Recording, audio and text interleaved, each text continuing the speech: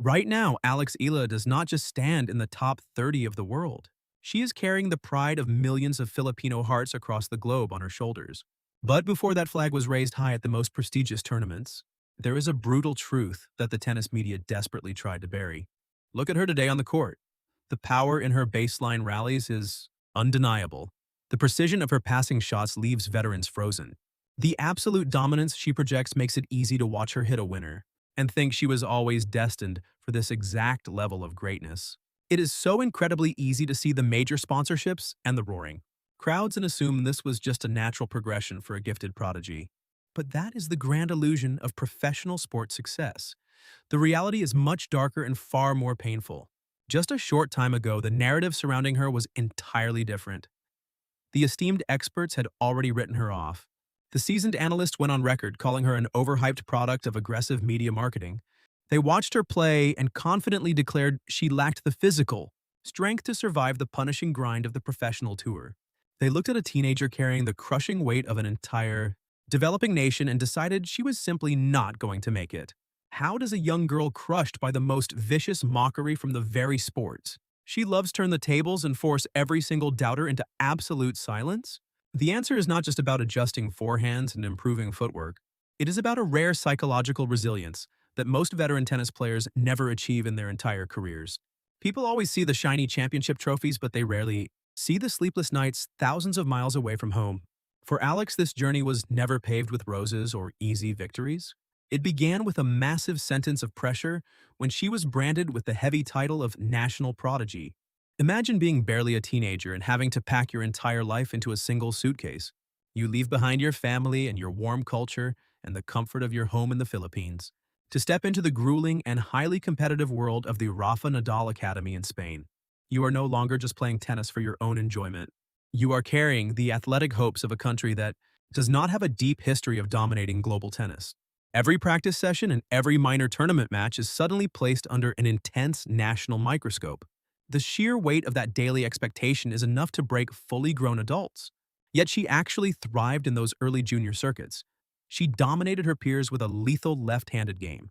She brought home junior Grand Slam titles in Melbourne and New York, and the entire tennis world started watching her every move. The hype was absolutely astronomical. But the transition from dominating junior players to surviving the brutal professional circuit is exactly where tennis dreams usually go to die. The professional tour is a totally different beast altogether. It does not care about your junior Grand Slam trophies. It does not care how many social media followers you have or what country is aggressively cheering for you. On the professional tour, you face grown women who are literally fighting for their livelihoods and their ranking points. They will ruthlessly exploit every single weakness a rookie brings to the court. They target your second serve. They test your stamina in grueling 3-hour matches under the blistering sun. The losses inevitably started coming for Alex. The extreme physicality of the senior tour hit her like a freight train. She was facing opponents who hit the ball significantly harder and ran much faster and played intricate tactical mind games she had never encountered before. She was suddenly losing to players ranked hundreds of spots below her in small, forgotten tournaments. This is the exact moment where the public media narrative rapidly shifted. The very same voices that proudly called her the future of the sport suddenly started whispering that she was a massive disappointment. They pointed to her lack of muscle mass. They questioned her court coverage and her stamina. It is a terrifyingly lonely place to be when the stadium applause fades away and you are left completely alone in a sterile locker room after a brutal defeat. You put your absolute blood and sweat on the line, and the world tells you it still is not enough. If you have ever felt the deep sting of giving your absolute best effort in your career or your life and having people tell you your best is still totally mediocre, then you know exactly the kind of quiet devastation she was sitting with. That shared human experience of fighting for respect in a space that flatly refuses to give it is exactly why we are building a supportive community here. We dive deep into these real stories of athletic resilience and psychological warfare that the mainstream sports media actively ignores. So join us by subscribing to the channel, and let us continue tracking the unvarnished truth behind the sport together. But those early developmental pressures were absolutely nothing compared to what came next, because the real, terrifying nightmare of professional tour elimination was just waiting to consume her right around the corner. And then the darkness arrived. That is the only way to describe the period. When every tennis forum and every analyst seemingly turned their backs on her. It was not just a minor slump in form, it was a brutal freefall down the global rankings that felt completely impossible to stop. Imagine stepping onto the court knowing that thousands of people are actively waiting for you to fail. During this devastating stretch, she suffered a string of consecutive first-round exits. Imagine the brutal reality of the tennis calendar during a massive slump. You are flying across different time zones every single week. You wake up in a sterile hotel room in a foreign city, and your entire body aches from the previous match. You look at the ceiling and realize you have to go out there and face a barrage of media questions about why you are failing. The isolation in those moments is incredibly suffocating. Your friends are back home living normal, teenage lives, and you are sitting in an empty ice bath trying to recover your battered muscles. The critics never see those moments. They just look at the final score and type out another harsh article. During this dark phase, the physical toll was visible to anyone paying close attention. The heavy strapping on her thighs and the constant visits from the physical trainer painted a picture of a body pushed far beyond its natural limits. But the mental destruction was far worse than any muscle strain. Every time she logged onto the internet, the screen was flooded with venom. Picture the visual right now. The sound of a heavy, agonizing heartbeat thumps in the background as headline after headline flashes before your eyes. They called her too weak. They said she did not have the stamina to last a full professional season. The analyst coldly stated that her junior success was a complete fluke. The words flashed on sports networks like toxic neon signs, branding her as a massive media failure. This was the moment where the critics dug their knives in the deepest. They did not just critique her game, they attacked her absolute right to be on the professional tour. They questioned the investment of her sponsors and the faith of her country. Let us look at one specific match from that dark era. The blistering heat of the afternoon sun was beating down on the hard court. She was down a set and facing a double break point. The rally lasted for 20 grueling shots. You could physically see the exhaustion radiating from her body. Her shoulders slumped forward and her racket looked incredibly heavy. When she finally netted the backhand, she did not just lose the point. She looked completely broken. She walked to the baseline with her head bowed and her eyes staring blankly at the concrete. The stadium was entirely silent except for the scattered applause of the coaching team of her opponent. It is in these incredibly quiet and agonizing moments that athletes usually break. The human mind is not designed to absorb that much public humiliation and continue functioning perfectly. The doubt creeps in and whispers that the haters are actually right. She could easily pack her bags and return to the Philippines. She could accept the lucrative local sponsorships and live comfortably. As a national icon who simply could not cut it on the global stage, nobody would really blame her. The narrative was already written and the exit door was wide open. But the people writing those articles fundamentally misunderstood the fire burning inside her. They looked at her small frame and assumed she was fragile. They completely failed to realize that every single insulting comment and every single mocking article was quietly being converted into high-octane fuel. The internet trolls who gleefully typed out their hateful messages thought they were destroying a career. They were actually forging an absolute weapon. The psychological burden of carrying the Philippine flag was mutating from a heavy weight into a massive shield. She stopped reading the press. She isolated herself in the training room. The camera stopped rolling because the media had moved on to the next shiny new prodigy. In that absolute darkness away from the blinding flashbulbs, she rebuilt her entire foundation. She spent hours in the gym adding the critical muscle mass the experts claimed she could never build. She hit thousands of forehands until her hands bled and blistered. The silence of the empty practice courts was deafening. There were no fans to cheer her on and no reporters to document her struggle. It was just a teenager going to war with her own limitations. She was dismantling the flawed player she used to be and constructing a completely different competitor from the ground up. The transition was grueling and deeply lonely. She faced moments of intense self-doubt where the crushing reality of her losing streak threatened to overwhelm her new resolve. But every time she felt like collapsing, she remembered the sting of those headlines. She remembered the dismissive smirks of the commentators. That anger became her absolute focus. When the entire world and even your own exhausted body seemed to be screaming at you to quit, she stood at the most terrifying crossroads of her entire life. She had to make a choice. Miracles do not just naturally appear. Out of nowhere, there is no magic spell in professional tennis. There is only sweat and blood and a mind forged in the absolute depths of despair. The tournament that changed everything was not a glamorous Grand Slam. It was a gritty battle where she had to claw her way through the qualifying rounds. The physical transformation she underwent in secret was only half of the equation. The mental rewiring was the true masterpiece. When you are trapped in a losing streak, your brain naturally defaults to a state of panic. You play not to lose instead of playing to win. You push the ball safely over the net, hoping the other person makes a mistake.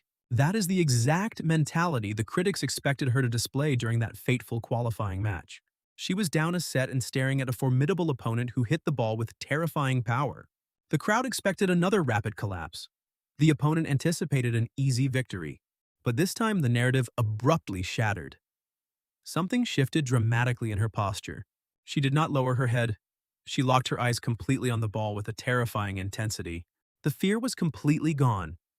In its place was a cold and calculating focus. She changed her tactical approach completely in the middle of the second set.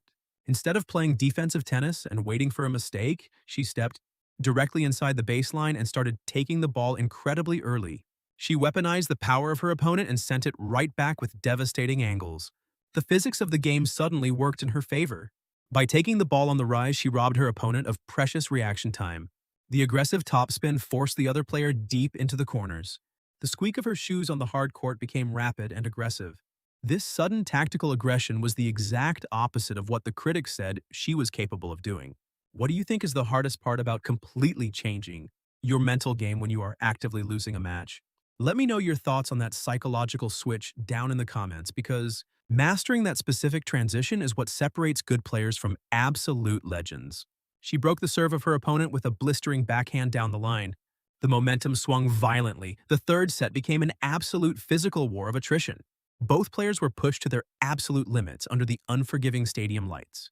The rallies stretched out to 20 and 30 brutal shots. Every single point felt like a marathon testing lung capacity and mental fortitude. But the girl who was supposedly too weak to last was the one aggressively dictating the pace. She was sprinting from corner to corner and retrieving impossible drop shots with explosive speed. We arrive at the match point. The tension is so thick you could cut it with a knife. The sequence unfolds in what feels like extreme slow motion. The opponent serves out wide with a heavy kick serve. The return floats dangerously high over the center of the court. The opponent steps in for the crushing overhead smash, but hesitates for a fraction of a second to look at the open space. She anticipates the hesitation. She sprints forward before the racket even makes contact with the ball. The entire stadium falls into a dead and absolute silence. You cannot hear a single breath from the thousands of people watching. The ball drops and she unwinds her entire body into a colossal forehand passing shot. The ball explodes off the racket strings with the sound of a gunshot echoing through the arena. It paints the deepest corner of the baseline perfectly. The silence shatters into an absolute roar from the crowd.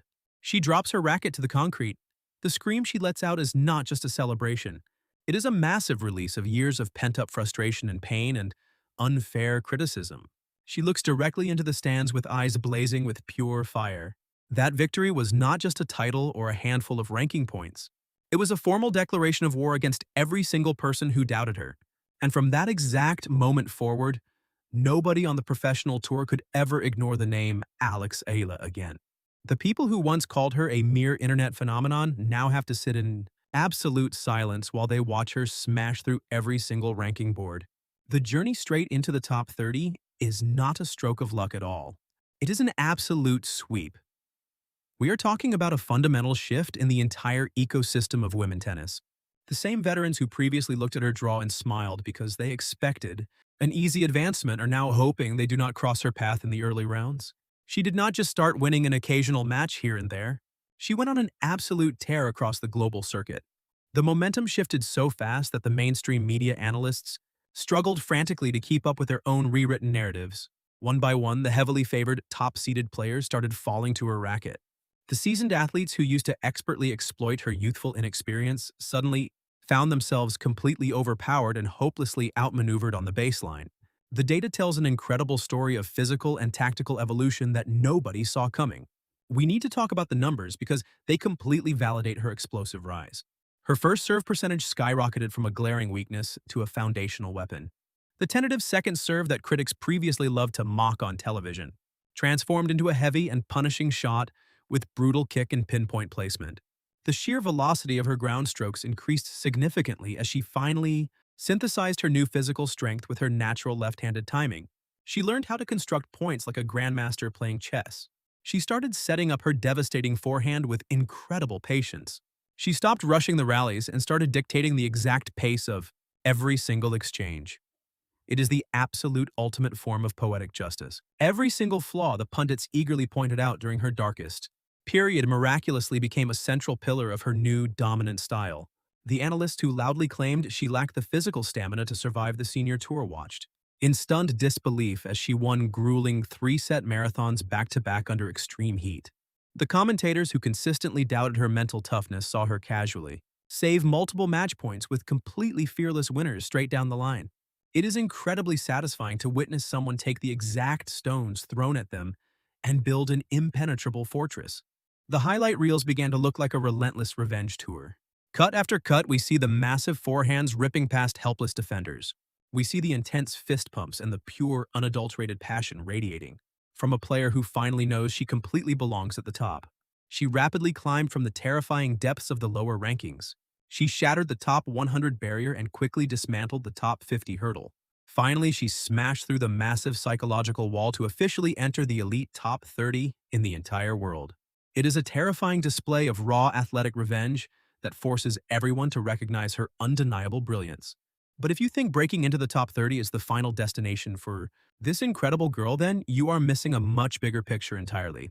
Eala has achieved something that the entire history of Philippine tennis once considered completely impossible. She did not just prove the haters totally wrong. She is actively reshaping the entire mold of what a champion looks like in the modern era. This narrative is no longer just about one talented athlete hitting a yellow ball over a net to win a silver trophy. This is about completely dismantling the rigid geographical and cultural barriers in a historically Western-dominated sport. For decades, the upper echelons of professional tennis felt like an exclusive club reserved for players from Europe and North America.